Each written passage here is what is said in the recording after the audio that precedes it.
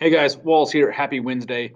All right, so this week we've been focusing on nonfiction. So we wrapped up a little bit of Mice and Men on formative or goformative.com. There's a 40 question multiple choice assessment about Of Mice and Men to make sure you got through the novel. Now, if you haven't gotten through the novel yet, if you're still reading it, get through that because we are going to connect the nonfiction reading we're doing this week and next to Of Mice and Men, kind of show how fiction and nonfiction work towards these same goals.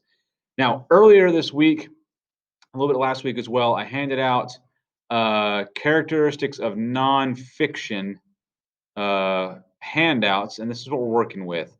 Let's see here. Nonfiction notes and practice. So go into classroom, and these four handouts that are what we're working with to introduce ourselves to the concept of nonfiction. Now, the first one that I gave out was characteristics of nonfiction, and we went over how different types of nonfiction have different characteristics. There's a different purpose. The author uses a combination of facts and opinions, more facts depending upon what they want to do, more opinions depending on what they want to do. And I think I posted a video about that earlier as well. Now, we also went over main idea and supporting details, and we talked about the importance of structure, how authors they want to have a main idea, they want to get a certain point across, and how they're going to structure their nonfiction text to include supporting details to help the audience see that main idea. So we went through this.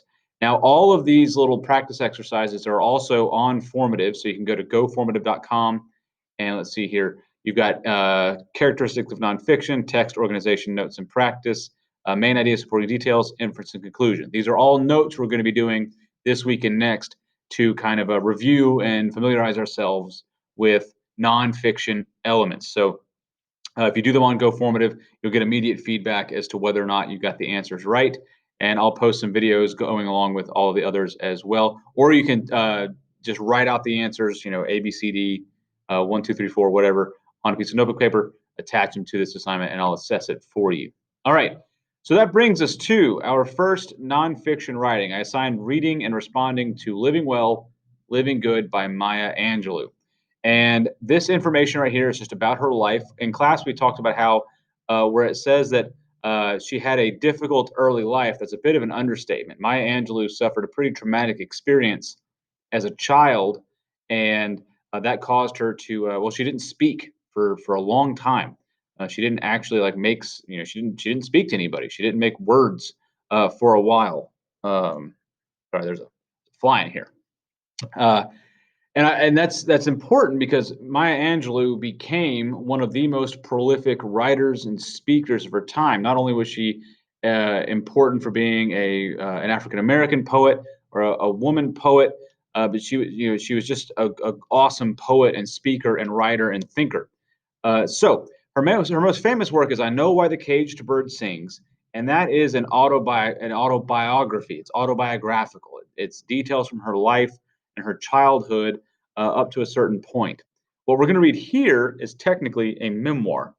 And in class, we talked about what makes a memoir a memoir. A memoir is is an autobiographical writing about a short time in the author's life. So if I'm writing a memoir, it's going to be about me and my experiences, but not like all of my experiences up to this point. It's just going to be about a specific time in my life.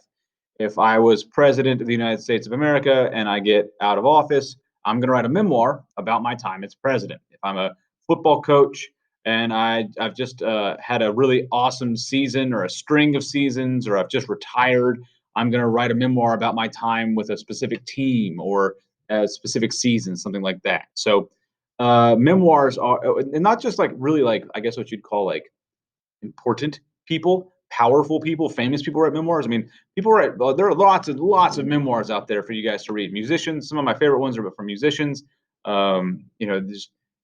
Just Google famous memoirs and go there.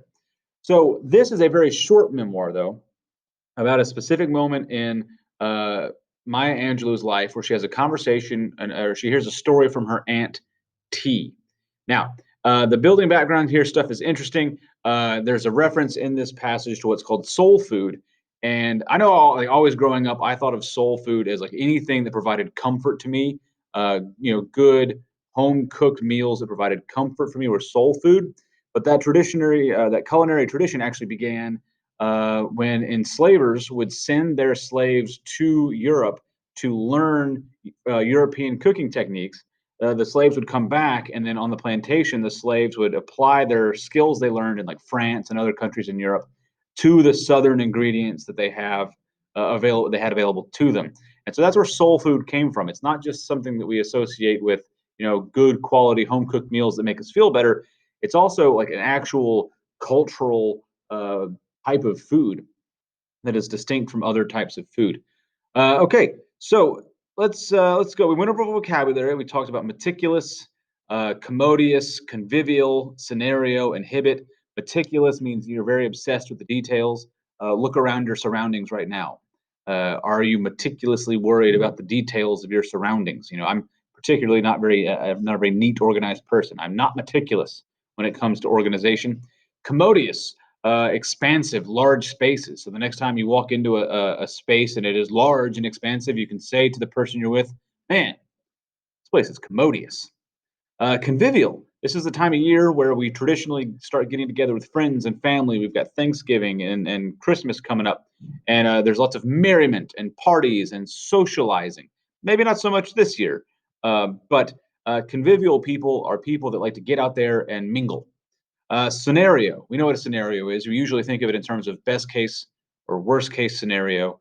But scenario is a set of circumstances, an imagined series of events. So it's a model, an outline or model of an expected imagined series of events. To inhibit. In class today, we talked about how teenagers, as little humans, are developing into adults. The part of the brain that inhibits, we'll say, crazy behaviors is one of the last things to develop. So if you have like a teenage friend that is typically doing like seemingly counterintuitive stuff, maybe working against their own best interests, it's because this part of your brain is not fully developed, and that's the part of the brain that inhibits one's natural impulses. It restrains you from making bad decisions. Okay, moving on. We have the text itself. So read through this, and as you read, I want you to focus on the pink highlighted area right here.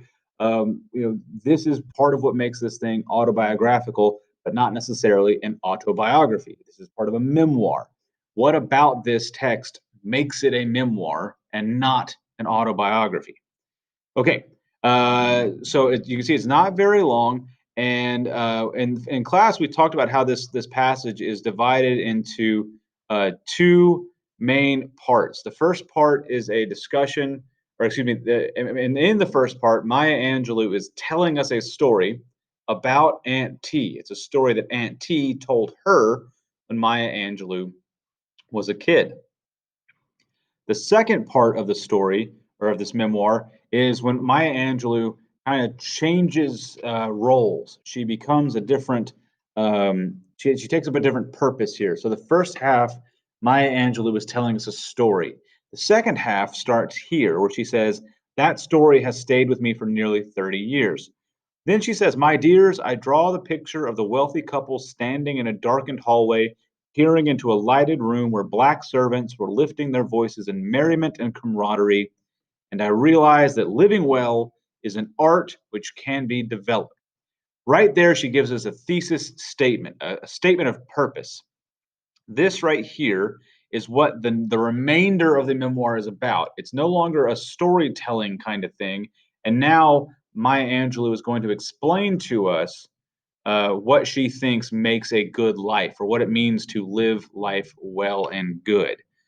So as you read through this, I want you to think about two or three things that you think are like kind of her supporting details. She says that living life well is an art. Well, what's an example of something that you have to do, or something that you need to have in order to live life well? One thing that got me, I really liked this line. Because of the routines we follow, we often forget that life is an ongoing adventure. We need to remember that we're not always guaranteed to get from point A to point B. That we living life is an adventure there. I like this down here. The quicker we'll be able to treat life as art, to bring all our energies to each encounter. So she lays out some things that she thinks support her ideas. So this final paragraph here is great. It just kind of it's a kind of like a just a punchy closing to the essay, the memoir. It says, "Life seems to love the liver of it. Money and power can liberate only if they are used to do so. They can imprison and inhibit more finely than barred windows and iron chains." So in class, we used the respond and think critically questions for class discussion. We focused on 5, 6, and 7 here. And I liked this question right here. Why do you think Angelou chose to conclude the story of her Aunt T in this essay? She didn't just sit down and say, well, I'm going to tell you what I think it means to live well. What do you think that whole first part of the essay is about? This goes back to structure. Maya Angelou had in mind an idea she wanted to convey to us, and she didn't just come out and say it. She used that story to show us an example of what she's talking about, even before she kind of gets into what she's talking about. It's almost like reliving or remembering that story from Aunt T is kind of like the jumping off point or the inspiration for what Maya Angelou has to say in the remainder of the piece. All right, at the end of the essay, Angelou comments about the effects of money and power. How does Angelou value them? Go back to the end of the essay here. Now, in class, we talked about how it seems like she has a negative opinion of money and power, but really she doesn't say anything specifically about how she feels about it. She just says money and power can liberate only if they are used to do so. What does it mean to liberate something? It means to break, to be liberated means to be free. So ask yourself this question. If you had all the money you could ever need for the rest of your life, what else do you think you would need to live a good life according to Maya Angelou? Because in her story, in Aunt T's story, the old couple had a huge house. They lived in California and they had a 14-bedroom ranch style house. That would have been expensive. Land values out there are really really expensive. So they were loaded. They had all the stuff in the world they could ever want, but they didn't have joy. So I guess Angelou's whole point in here is, yeah, money and can set you free, but only if you let it. Only if you actually live your life with joy and not just with money, I guess. Okay, let's see here. Assess Angelou's suggestions about living well. Is it possible to live the way she suggests? In class, we talked about how some of the things she suggests sound good and sound, easy to do. I mean, let's look at some examples. We are in a political season. I guess a week away, less than a week away from an election. And here we go. It says that people who may differ from you in political stance, sexual persuasion, and racial inheritance can be founts of fun, and if you are lucky, they can become even convivial comrades. So she talks about how if we just, if we follow her advice, we'll see people who differ from us in very, very, specific ways can actually be like good friends. Do you think that's possible nowadays? Do you think it's possible for us to bring all our energies to each encounter, to remain flexible enough to notice when what we expected to happen did not happen? I mean, I think that the past year is a great example of this. We had expectations, we had hopes, we had dreams. We thought the scenario was this, and the scenario might be different. So, I love this essay. Okay, now or this memoir. Okay, so here's what we want to focus on. Here's what I want you to actually do and submit to me from this specific assignment. 1 through 3 here. I want to know, why is this a memoir? In what way does Maya Angelou make this a memoir? What role does she play in the essay? So what is she at the beginning of the essay? And what is she at the end of the essay? What's she doing at the beginning and what's she doing at the end? Part one, part two. And do you think she could convert this essay into an autobiography? I mean, she probably could. But what I want to know is, how would she do that? What would she need to do to this essay to make it an autobiography? Now, this says partner activity. You can, I don't know, FaceTime your friends if you're at home, or you can work together as best you can with someone. But either way, I want you to state the theme on a piece of paper. Think back to our character maps and our setting maps. Make this one of your maps. State the theme and circle it. And then around it, write specific statements. I want direct quotes. Write specific statements from the essay that support the essay's theme. So This is the end of the video. I hope you've read the thing. I hope you enjoyed it. And answer 1 through 3. Make your chart. Snap it. Take a picture of it. Send it to me through Classroom. Scan it. If you have any questions or concerns about doing that, put a private comment on this assignment, and I'll get with you. All right, guys. Take care. I'll talk to you again soon.